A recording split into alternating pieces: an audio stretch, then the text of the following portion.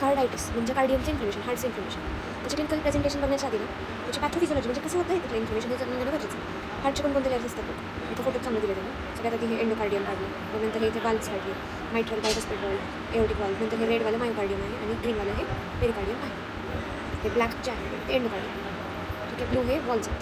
Next बघायचं काय, रुमॅटिक कार्डायटिसचं पॅथोफिजिओलॉजी कशी होतं. आपल्याला माहिती आहे आपल्याला स्ट्रेप्टोकोकल विरिडन्सचं फॅरिंजायटिस होतं. ते फॅरिंजायटिस झाल्यानंतर त्याच्या अगेन्स्ट जे अँटीबॉडीज बनतात, त्या अँटीजनच्या अगेन्स्ट अँटीबॉडी बनतात, ते अँटीबॉडी जाऊन आपल्या हार्टला डिस्ट्रक्ट करतात आणि त्याच्यामध्ये होतं rheumatic carditis. Rheumatic fever it involves immune system being misdirected due to exposure of streptococcal antigen. 100मधून 3 लोकांना जे की जेनेटिकली ससेप्टेबल आहे त्यांच्यामध्ये इम्यून सिस्टम आहे ना अशी चुकून कार्डियक अँटीजनला अटॅक करते. स्ट्रेप्टोकोकल अँटीजन कोण बोलते, एम प्रोटीन, एन ॲसिड ग्लुकोसामिन, नॅग. यांची ना कार्डियक अँटीजनसोबत स्ट्रक्चरल सिमिलॅरिटी असते. कार्डियक अँटीजन कोणते, लॅमिनिन, प्रोमायोसिन आणि मायोसिन. त्याच्यामुळे cross reactive auto immunity response होतो आणि ही जी मॉलिक्युलर मिमिक्री आहे ही कार्डियक टिश्यूचं इन्फ्लेमेशन कॉज करते. जर एंडोकार्डियम अफेक्टेड असेल तर त्याला एंडोकार्डायटिस, मायोकार्डियम, पेरिकार्डियस. पण 3 लेअर असोसिएटेड असतील, 3 लेअर इन्व्हॉल्व असतील तर पॅनकार्डायटिस. आता सगळे जे पेशंट आहेत ज्यांना रुमॅटिक फीवर झाले ते कार्डियक पेशंट ते कार्डायटिस डेव्हलपच करतील असं नाही आहे. फक्त 50% पेशंट रुमॅटिक फीवरवाले रुमॅटिक कार्डायटिस डेव्हलप करतात.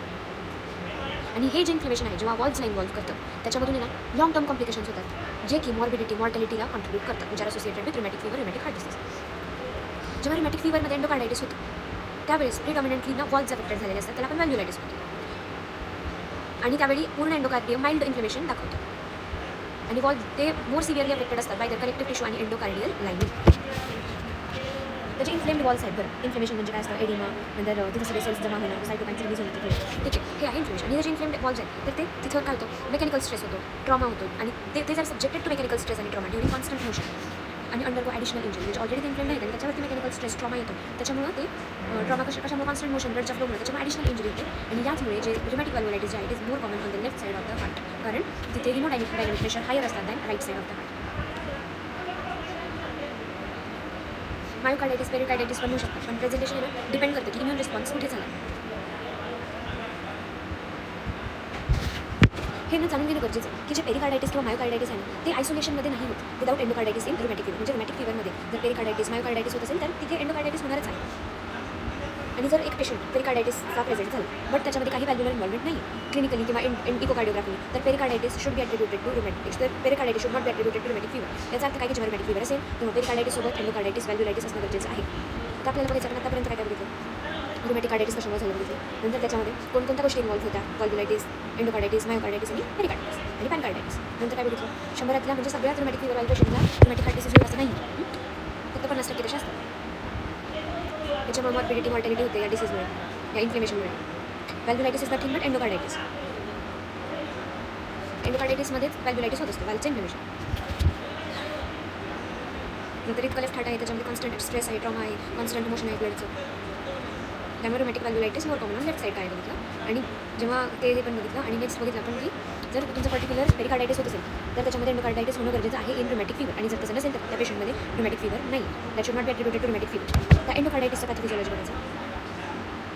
त्याच्यामध्ये मोस्ट इम्पॉर्टंट गोष्ट जी समजण्याची आहे in rheumatic heart disease endocarditis, specifically rheumatic endocarditis. Endocarditis काय असतं, एंडोकार्डायटिसमध्ये जी मोस्ट सिव्हिअर इंजुरी आहे ती वॉल्व्सवरती होत असते आणि mitral valve most commonly affected आहे पण about 70% of aortic valve is less commonly involve आणि right sided valves are least commonly affected.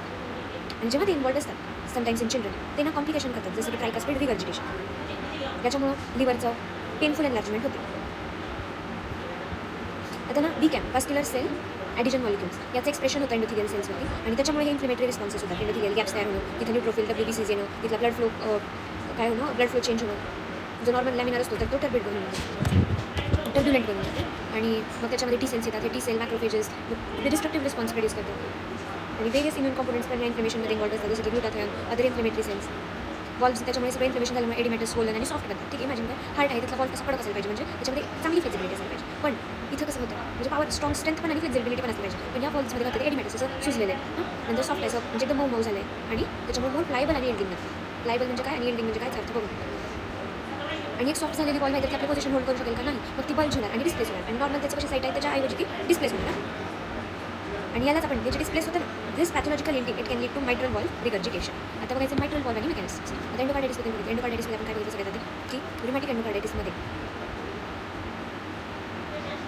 वॉल्व्सवरती most severe injury होते mitral valve most of commonly affected, त्याच्यानंतर एओटिक वॉल्व आणि त्याच्यानंतर ट्रायकस्पिड wall. ट्रायकस्पिड वॉलचं regurgitation होतं जेव्हा ती वॉल अफेक्टेड असते, जेव्हा तिथे इन्फ्लेमेशन होतं आणि त्याच्यामुळे लिव्हर ॲक्सेस होतं, आणि त्याच्यामुळे लिव्हर एनलार्जमेंट होतं. नंतर इन्फ्लेमेशन व्हॅल्व्युलायटिस कसं होतं, तिथे कोणकोणते सेल येतात, इन्फ्लेमेटरी रिस्पॉन्स कसा तयार होतो. बी कॅम्पचं सगळ्यात आधी तिथं एक्सप्रेशन असतं, टी सेल्स मॅक्रोफेजेस येणार, त्यामुळे डिस्ट्रक्टिव्ह रिस्पॉन्स होणार आणि ते कसं वॉल कशी बनणार, रेडीमेड सोल आणि सॉफ्टवेअर नॉर्मल आणि प्लायबल हिल्डिंग बनणार. त्याच्यामुळे असं झाल्यामुळे आपली स्वतःची जागा नाही धरू शकणार, ते डिस्प्लेस होणार, बल्ज होणार, त्यालाच आपण हिल्डिंग म्हणतो. त्याच्यामुळे मायट्रल वॉल रिगर्जिटेशन होणार. नेक्स्ट आता मायट्रल वॉल आणि त्याच्या मेकॅनिक्स बद्दल. मायट्रल वॉलमध्ये ना एक ॲन्युलस नावाची फायबरस रिंग असते, आणि जेव्हाही आपण एट्रियमच्या वरून बघतो, म्हणजे एट्रियममध्ये बसून बघतो ही वॉल, आणि ती रिंग जेव्हा बघतो तर त्याच्यामध्ये ना अँटीरियर, या वॉलमध्ये अँटीरियर लिफलेट आणि पोस्टिरियर लिफलेट असतात, आणि वॉलच्या वरती लेफ्ट एट्रियम आहे, त्याच्या खाली लेफ्ट वेंट्रिकल आहे. हे जे ॲन्युलस जे आहे, जी फायबरस रिंग आहे, ते क्रुशियल स्ट्रक्चर आहे, आणि याचं जर डिस्फंक्शन झालं तर रिमॅटिक फीवर होणार, आणि ही जी वॉल आहे कम्प्लीटली अशी ओपन व्हायला पाहिजे, सो दॅट एट्रियममधलं वेंट्रिकलमध्ये ब्लड जाणार, आणि वेंट्रिकुलर डायस्टोल, म्हणजे वेंट्रिकल डायस्टोल चालू असताना ते ब्लड खाली जाणार, आणि ही वॉल फुल्ली क्लोज व्हायला पाहिजे जेव्हा की सिस्टोल होणार, जेव्हा की कॉन्ट्रॅक्शन होणार टू प्रिव्हेंट बॅक. ठीक आहे, गरजेचं आहे. मायट्रल वॉल लार्ज असते, सरफेस एरिया 4 ते 6 सेंटीमीटर स्क्वेअर असतो, आणि त्याचे जे लिफलेट्स असतात ते थिन आणि फ्लिम्जी असतात. पण जेव्हा वेंट्रिकुलर सिस्टोल होणार आहे, वेंट्रिकुलर म्हणजे जेव्हा कॉन्ट्रॅक्ट करणार आहे, तर हे जे लिफलेट्स आहेत ना अप्रॉक्सिमेट म्हणजे जवळ येतात आणि क्लोज अंडर हाय प्रेशर, या क्लोजरमुळे ना त्या रक्ताचं वरती एट्रियममध्ये जाणं, त्या वेंट्रिकलमधून एट्रियममध्ये जाणं, रिगर्जिटेशन होणं हे प्रिव्हेंट होतं, आणि जेणेकरून की ब्लड जे आहे एवढ्यामध्ये एकाच डायरेक्शनमध्ये फ्लो होतं. आणि हे जे इव्हर्जन ऑफ द लिफलेट्स आहे हे प्रिव्हेंट करण्यासाठी, जेव्हा कॉर्डिलायटिस होतं, जेव्हा इव्हर्जन होत असतं ना, हे प्रिव्हेंट करण्यासाठी leaflets under high pressure specialize structure called chordae tendineae आणि पॅपिलरी मसल असतात, जे की वॉलला अँकर करत असतात. ठीक आहे, त्याचं इव्हर्जन प्रिव्हेंट करण्यासाठी हे स्ट्रक्चर्स असतात, आणि या पॅपिलरी मसलचं कॉन्ट्रॅक्शन कॉर्डी टेंडिनीला टायटन करतं, ज्याच्यामुळे की वॉलचे लिफलेट असताना ते त्याच्या पोझिशनमध्ये राहतात, आणि त्याचा बॅक फ्लो जे आहे इव्हर्जन आहे तर ते प्रिव्हेंट करतं, ब्लडचा बॅक फ्लो प्रिव्हेंट झालं. तर या पूर्ण मायट्रल वॉल आणि मेकॅनिक्समध्ये काय बघितलं आपण, मायट्रल वॉलचं स्ट्रक्चर बघितलं, तिथे ॲन्युलस आहे, नंतर त्याचे 2 लिफलेट्स आहेत, अँटीरियर आणि पोस्टिरियर लिफलेट. नंतर ते काय बघितलं आपण की कसं नॉर्मल सिस्टोल आणि डायस्टोल होतं. डायस्टोल वेळेस त्या वॉलला मायट्रल वॉलला व्यवस्थित ओपन होणं गरजेचं आहे, आणि सिस्टोल वेळेस बंद होणं गरजेचं आहे, आणि ते बंद होताना त्याला कोणते सपोर्टिंग स्ट्रक्चर आहे, तर ते कॉर्डी टेंडिनी आणि पॅपिलरी मसल आहे. पॅपिलरी मसल कॉन्ट्रॅक्ट होतो, कॉर्डी टेंडिनी टायटन करते, आणि त्या वॉलला क्लोज करत असते वेंट्रिक्युलर सिस्टोलच्या वेळेस. ठीक आहे, आणि तिथलं मायट्रल वॉलचं सरफेस एरिया किती बघितला आपण, आणि रिगर्जिटेशन कसं प्रिव्हेंट होतं हे बघितलं. तर नेक्स्ट बघायचं आहे की मायट्रल रिगर्जिटेशन प्रिव्हेंशन आत्ताच बघितलं होतं आपण की त्याच्यामध्ये 3 कॉम्पोनंट्स गरजेचे आहेत, रिक्वायर्ड आहेत त्याचं रिगर्जिटेशन न होऊ देण्यासाठी. सगळ्यात आधी तर ॲन्युलस आहे, फायबरस रिंग ती हेल्दी असली पाहिजे, आणि त्याची नॉर्मल साईज टाईटनेस त्यांनी मेंटेन केला पाहिजे. दुसरं वॉलचे जे लिफलेट्स आहेत ते त्यांची नॉर्मल फिजिओलॉजिकल स्टिफनेस असली पाहिजे, आणि कॉर्डी टेंडिनी पॅपिलरी मसल त्यांचं पण फंक्शन इफेक्टिव्हली झालं पाहिजे वेंट्रिक्युलर कॉन्ट्रॅक्शनच्या वेळेस. तर जेव्हा इन्फ्लेमेशन होतं वॉलचं, ॲन्युलसचं, मायोकार्डियमचं, म्हणजे कोणाकोणाचं वॉल, ॲन्युलस आणि मायोकार्डियम यांचं जेव्हा इन्फ्लेमेशन होतं आणि कंबाईंड इफेक्ट जेव्हा येतात, त्याच्यामुळे ना मायट्रल वॉल रिगर्जिटेशनचे क्लिनिकल मॅनिफेस्टेशन आपल्याला दिसून येतात. कळलं, clinical manifestation of mitral valve regurgitation is a direct consequence of combined effects of inflammation on valve, annulus आणि myocardium. Any dysfunction in these components can result in valvular insufficiency. Next बघायचं आहे immune mediated damage. Rheumatic कार्डायटिसमध्ये immune mediated damage होतं, आपण बघितलं होतं स्ट्रेप्टोकोकसच्या against जे antibodies बनले तर ते येऊन आपल्या हार्टवरती ते डॅमेज करणार आहेत, आणि antibodies attack the endothelial cells both externally and through circulatory system. आणि त्याच्यामुळे की लोकल टिश्यू डॅमेज होतो, त्याच्यामुळे एंडोथिलियल सेलवरती आता डॅमेज झालं तर मग काय होणार, एंडोथिलियल सेलवरती ॲडिशन मॉलिक्युलचं एक्सप्रेशन होणार, जेणेकरून की टी सेल्स जे आहेत ते अट्रॅक्ट होणार, particularly CD4 positive T sale, आणि हे सेल आहेत ना परत सायटोकाईनचं रिलीज ॲक्टिवेट करणार, कारण की अजून फर्दर डॅमेज होणार लोकल टिश्यूचा, आणि इन्फ्लेमेटरी सेल्स अट्रॅक्ट होणार, जसे की न्यूट्रोफिल, मोनोसाइट, मॅक्रोफेजेस येतात. तर आतापर्यंत काय बघितलं, ऑटोइम्यून म्हणजे इम्यून मिडिएटेड डॅमेज आहे, ज्याने की एंडोथिलियल सेल्सवरती एक्सटर्नली आणि through circulatory system local tissue damage होते. कसं डॅमेज होते, कारण की एंडोथिलियल सेल्स आहेत ॲडिशन मॉलिक्युल एक्सप्रेस करतात, जे टी सेलला बोलवतात CD4 पॉझिटिव्ह टी सेलला, मग ते सायटोकाईन झालं, आणि मग नंतर इन्फ्लेमेटरी सेल्स येतात, आणि हे जे इन्फ्लेमेटरी प्रोसेस आहे ना, हे सगळे ना मायक्रो सर्क्युलेटरी चेंजेस आणि एडिमा करतात, म्हणजे तुमच्या एंडोथिलियल सेल्समध्ये गॅप तयार होणार, तिथून तुमचं अल्ब्युमिन बाहेर जाणार, आणि तिथून रिअब्झॉर्प्शन फ्लुइडचं नाही होणार, मग एडिमा तयार होणार, लिडिंग टू वॉलची स्वेलिंग, आणि ओव्हर टाईम जे वॉल आहे ना इन्फ्लेम्ड स्टोन बनते, ज्याला आपण व्हॅल्व्युलायटिस म्हणतो. आणि जेव्हा मेकॅनिकल स्ट्रेस हा रिपीटेड होणार ऑन इन्फ्लेम वॉल, कारण इन्फ्लेम वॉल आहे आणि तिथून सारखं ब्लड फ्लो होतं, आणि जेव्हा मेकॅनिकल स्ट्रेस रिपीटेड होईल ना, particularly along the line of closure, त्या वॉलच्या क्लोजरच्या लाईनवरती तिथं अल्सरेशन होणार, break in the continuity of the cardiac epithelium असं होणार, आणि स्लफिंग ऑफ द एंडोथिलियम होणार आहे. जर एंडोथिलियम आहे तर तिथं ते स्लफ ऑफ होणार आहे, आणि हे जे एरिया आहे ना मग तिथं प्लेटलेट्स येणार. आपल्याला माहिती की तसं एंडोथिलियम डॅमेज झालं प्लेटलेट येतात, फिब्रिन डिपॉझिट होतात, आणि जेणेकरून की व्हेजिटेशन्स बनणार आहेत. ठीक आहे, तर इथे एक पॉईंट येतो की इथल्या रुमॅटिक हार्ट डिसीजमध्ये जो व्हेजिटेशन आहे तर तो स्टेराईल असतो, तिथे कोणताच मायक्रो ऑर्गॅनिझम नसतं, तिथे प्लेटलेट, फिब्रिन डिपॉझिशन असतं, आणि व्हेजिटेशन कशी फर्मली अटॅच असतात, आणि त्या deposits of platelet, fibrin along the line of closure of the wall जिथं क्लोज होते ना तिथं हे व्हेजिटेशन्स आहेत प्लेटलेटचे, फायब्रिनचे. ठीक आहे, and here the vegetation, they are hallmark of rheumatic endocarditis, which result from ulceration of endothelial cells and subsequent thrombotic response. And then differentiating rheumatic vegetation from infective endocarditis vegetations. rheumatic vegetation आणि त्या दोघांचे infective endocarditis चे vegetation हे different आहे. rheumatic vegetation कसे छोटे असतात, खूप सारे असतात, मल्टिपल आणि ते स्टेराईल आहेत, आणि त्याच्यामध्ये प्लेटलेट आणि फिब्रिन असतात. whereas septic vegetations जे की infective endocarditis मध्ये दिसतात ते लार्ज आहेत, कमी असतात आणि फ्रायबल असतात, म्हणजे ते असे निघून जाऊ शकतात. हां, आणि they are loaded with microbes, they are not sterile, they are loaded with microbes. septic vegetation जे आहे म्हणजे आपले हे बघा इन्फेक्टिव्ह एंडोकार्डायटिस त्यांच्यामध्ये इन्फिल्ट्रेटेड न्यूट्रोफिल्स पण असतात आणि अदर इन्फ्लेमेटरी सेल्स पण असतात आणि रुमॅटिक व्हेजिटेशनमध्ये इन्फ्लेमेटरी सेल्स मायक्रोब्स नसतात. हे रुमॅटिक व्हेजिटेशनमध्ये इन्फ्लेमेटरी सेल्स सुद्धा नसतात गरजेचे, फक्त प्लेटलेट आणि फायब्रिन आहे. Rheumatic vegetation firmly attached on line of wall closure, while septic vegetation may be located anywhere along the valve and are loosely attach आहेत आणि वॉलमध्ये कुठं पण ते अटॅच असतात.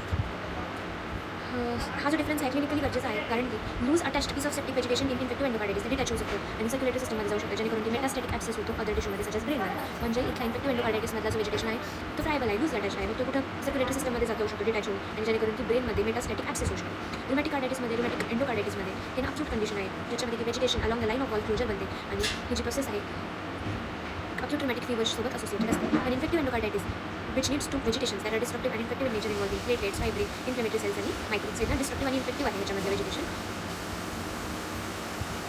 ठीक आहे, आता या पूर्ण याच्यामध्ये मी काय बघितलं, हे बघितलं होतं एडिमा कसा बनला, मग तिथं व्हेजिटेशन कसं तयार झालं, त्या अल्सरेशन्सला किंवा एंडोथेलियम कशी झाली बघितलं.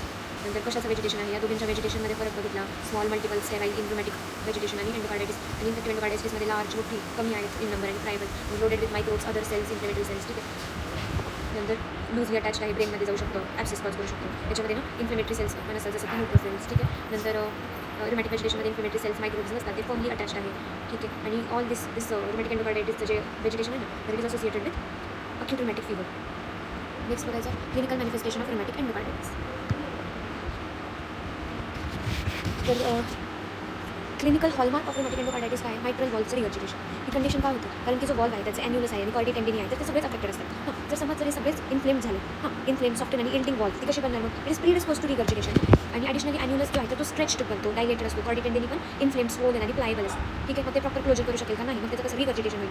आणि during left ventricular contraction this compromise structure ते काय blood to regurgitate allow the blood to regurgitate. त्याच्यामुळे पॅनसिस्टॉलिक मर्मर. पॅनसिस्टॉलिक म्हणजे during the entire duration of systolic, during the entire duration of ventricular systolic there will be murmur. का, कारण की abnormal ब्लडचं एट्रियममध्ये जाणं होतं आहे, त्यामुळे that is murmur which is the clinical indicator of mitral valve regurgitation. आणि best heard at cardiac apex. हे जे मर्मर आहे का बरं, कारण की प्रेशर वेंट्रिकलमधलं आहे during systolic rapidly exceeds that in atrium causing blood to flow back through out the systolic. आणि it is important to know that early स्टेजेसमध्ये हे जे रिगर्जिटेशन आहे ना मे बी सब क्लिनिकल आणि only detected by echocardiography. Early स्टेजेसमध्ये हे regurgitation आहे ना ते सब क्लिनिकल असू शकतं, म्हणजे क्लिनिकल म्हणजे स्टेथोस्कोपी व्यवस्थित ऐकू नाही आहे ना, त्याच्यामुळे त्याला इकोकार्डिओग्राफीने त्याला डिटेक्ट करावं लागेल. Mitral valve regurgitation that is critical to diagnose acute rheumatic carditis. जर neither mitral regurgitation or aortic regurgitation is present, then diagnosis of acute rheumatic carditis is unlikely. In cases of aortic valve regurgitation, valve fail होते to close properly during diastole due to आता diastole बद्दल बघतो. ठीक आहे, diastole म्हणजे relaxation of the ventricle. जेव्हा ते relax होतं जेव्हा त्याच्यामध्ये रक्त येत आहे तेव्हा ना ते जे वॉल्व्स आहेत कोणतं एओर्टिक वॉल्व रिगर्जिटेशन होतं, तेव्हा ही जी वॉल्व आहे ते प्रॉपरली क्लोज होणं होत नाही. आणि कशामुळे, कारण की वॉल्व आहे सुजली आहे. As the left ventricle relaxes after systolic blood from aorta flows back into the ventricle आणि this leads to back flow produces on early diastolic murmur. ठीक आहे, in cases of aortic valve regurgitation the valve fails to properly close during diastolic due to inflammation and swelling as the left ventricle relaxes in diastole after systole. After the contraction relaxation is occurring, blood from the aorta it will flow back into ventricle and this produces backflow and this backflow produces early diastolic murmur. कारण की त्या एओर्टामधून blood वेंट्रिकलमध्ये येतं, which is brief and best detected by focusing on absence of early diastolic silence. Normal कंडिशनमध्ये ना early diastolic जेव्हा होतं it should be silent, म्हणजे शांतपणे ब्लड तिथं आलं पाहिजे एट्रियममधून. आणि त्या कंडिशनमध्ये तुझी मायट्रल आणि त्या कंडिशनमध्ये तुझी मायट्रल वॉल्व ओपन असेल, एओर्टिक वॉल्व बंद असेल. आणि as the mitral valve open allowing blood to flow into left ventricle without any sound. आणि absence of the early diastolic silence म्हणजे इथून absence आहे. का बरं, कारण की तुझ्या एओर्टामधून ब्लड वेंट्रिकलमध्ये येते, त्याच्यामुळे हा जो सायलेन्स आहे ना तो ॲब्सेंट होतो. आणि this absence of early diastolic silence is critical to the presence of an early diastolic murmur. Early diastolic murmur बघितलं होतं जेव्हा की एओर्टामधून ब्लड वेंट्रिकलमध्ये येतो.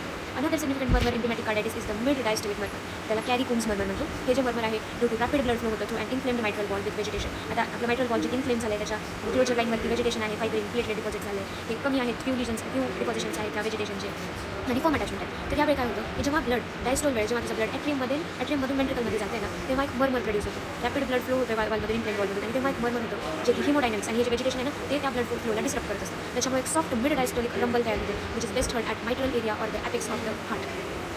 आणि याला आपण कॅरी कुम्स मर्मर म्हणतो which is mid diastolic murmur. हे जे मर्मर्स आहेत डायग्नोस्टिक आणि crucial in detecting carditis in children suspected of having acute rheumatic fever. आणि carditis is important because its presence necessitates long-term prophylaxis to prevent further complication. When clinical detection is challenging, echocardiography may provide definitive evidence of valvular changes even at a subclinical level. This is sometimes called echocarditis, though the term is controversial and not universally accepted misnomer आहे. echocardiography proper evidence देऊ शकतो of valvular changes even at a subclinical level. नंतर pathology of myocarditis बघायचं.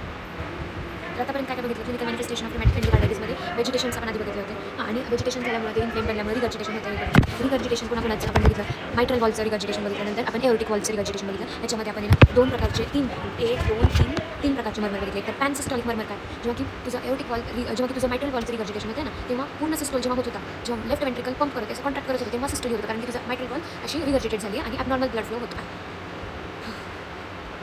त्यामुळे blood असं regurgitate वरती जात होतं, त्याच्यामुळे ते पॅन सिस्टॉलिक मर्मर मिळत होतं. नंतर एओर्टिक वॉल रिगर्जिटेशनमध्ये आपल्याला एंड अर्ली डायस्टॉलिक मर्मर मिळतं. डायस्टोल होताना म्हणजे जेव्हा नॉर्मली सिस्टोल झालं त्याच्यानंतर जेव्हा लेफ्ट वेंट्रिकल ब्लड भरायला लागतं तेव्हा चुकून ब्लड एओर्टामधून वेंट्रिकलमध्ये येतं, जे शांतपणे यायला पाहिजे होतं ते गोंधळ करत येते आणि त्याला आपण म्हणतो अर्ली डायस्टोलिक मर्मर, ज्याच्यामध्ये की अर्ली डायस्टोलिक सायलेन्स जो असतो ना त्याचा ॲब्सेन्स होता. So absence of early diastolic silence आहे. नंतर बघितल्यानंतर मिड डायस्टोलिक मर्मर बघितलं. मिड डायस्टोलिक मर्मर त्याला कॅरी कुम्स मर्मर म्हटलं गेलं.